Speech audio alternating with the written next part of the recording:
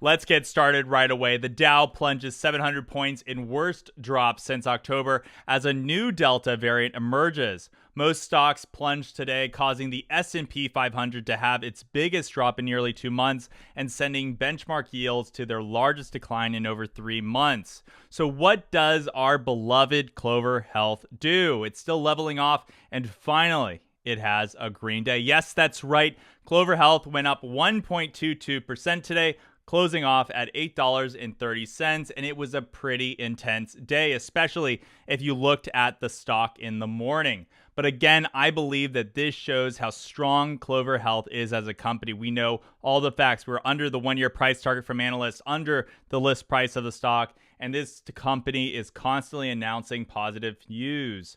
So let's talk about today's movements. And if you get value from any of my 35 videos on CLOV so far, please smash that like button for me. It really helps. Also, please ring the bell and subscribe so you can get notifications on my upcoming videos. Today was indeed a green day, as you can see right here. We opened up at $7.87. That opening was actually a decrease from the previous day's closing of $8.20. And in the morning, uncertainty was in the air. People were wondering, is this stock going to go green with all this bad news and futures? Okay, so we did see it dip all the way down to $7.67 as the intraday low almost immediately in the day at 9:43 a.m. And when I saw that, I would say that it was the deal of the month right there. Props to whoever saw that quick dip and bought, because right after that, we saw a steady rise passing the VWAP up until 12:26 p.m., where we reached about $8.33. After that, we did have a quick dip, and again, to $8.09, and then it continued to the intraday high of $8.38. From there, it dropped a bit and ended off at $8.30. In the after hours, we dipped 4 cents to $8.26. So again, I just looking at it, I think that we fared pretty well today in the sea of red. And as I've been mentioning for the last 3 days, we have seen this stock stay pretty close around this price point, and when it dips, it rebounds fairly quickly. And when you look at the last 16 days, this has been only one of 4 green days for the stock, so hopefully it continues. I'm also really excited to see what the rest of the week entails. And when you look at the volume of the day, we had 20.09 million, which is about 1.5 more than on Friday. Still really low volume. I do hope that this maintains until we see some big upward momentum so that the days to cover grows even more. Also, it is about 1/3 of the average volume of 54.29 million.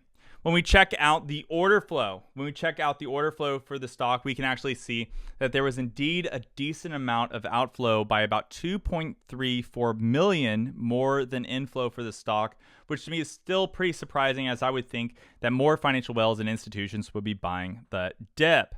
And so, with that being said, today we're going to actually talk about something new. Usually, it's very rare for me to talk about something new, but here we go, right? Today, we're going to look at failure to deliver. So what is, failure to deliver? Well, basically, let's say you buy 1,000 shares of CLOV, right? You're really rich, When you buy those, they should be delivered to your broker in 3 business days. But something gets in the way.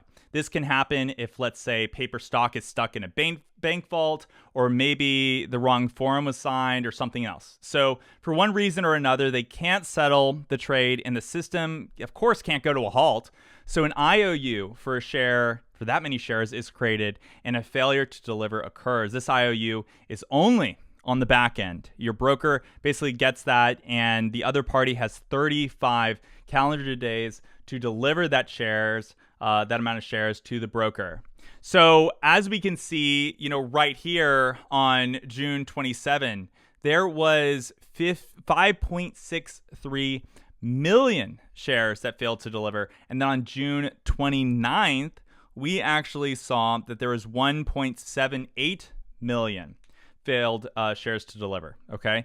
And so that 1.78 million shares is still pretty high, especially if you compare it to all of 2021. It's above basically all of 2021 except for at the January 7th, and of course June 27th. And remember, these numbers are not cumulative, okay? So all these numbers that you see they're not cumulative over time. It's just one point in time, okay?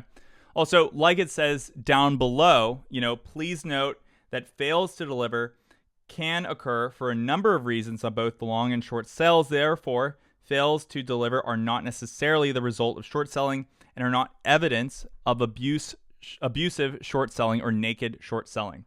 So I do think something unusual is happening, and I feel like they are gaming the system, but we will have to see what happens with the price movement, keeping in mind those 1.78 million shares first, and see if that amount decreases soon. So next, we're going to look at the short interest data for the day. And as we can see in Ortex, the short interest percentage of the free float is currently sitting at 23.31%, which is a decrease by about 10.18% from the previous day. In general, that is still, again, pretty high short interest percentage of the free float. We can also check that the cost to borrow average is sitting at 2.77%. The cost to borrow, max is sitting at 4.78%, and the days to cover is currently 0.72 days, which is a little bit of a decrease, okay? And lastly, the utilization rate is at 80.56%, which again is a decrease from the previous day. So overall, still promising short interest percentage of the free float, still promising data overall, bigger than when other stocks jumped up, I would say. Now, we're going to check out the iBorrowDesk fee update. iBorrowDesk monitors borrow rates and availability using Interactive Brokers data. We currently are seeing a fee of 1.6% with 3.4 million shares available, okay? So the fee has been consistently going down. The amount of shares available has been going up. So kind of interesting there, okay? Next, we're going to go into Ape Wisdom to see the trending stocks on Reddit in the past 24 hours. As we can see, CLOV is sitting at number 7. And it did move down a couple of spots from yesterday's news. And SPY has been up there in the top 3 for a while, which is really not surprising, especially with the crazy movements the last couple of days. And right below it, we see the sister stocks, AMC, GME, of course. We can actually go in and see some sentiment about CLOV in this. This is my first time as well showing you this as well. So let's click on it real quick. And so as we can see, the overall sentiment is 61% positive. And you can actually see as well some nearby keywords such as AMC, wish, GME, buy, more, down, okay, like, green. So, overall, pretty much with that sentiment, it's not bad. We're doing still pretty good, but you can still, of course, spread the word about CLOV in the different subreddits that are listed at the top there.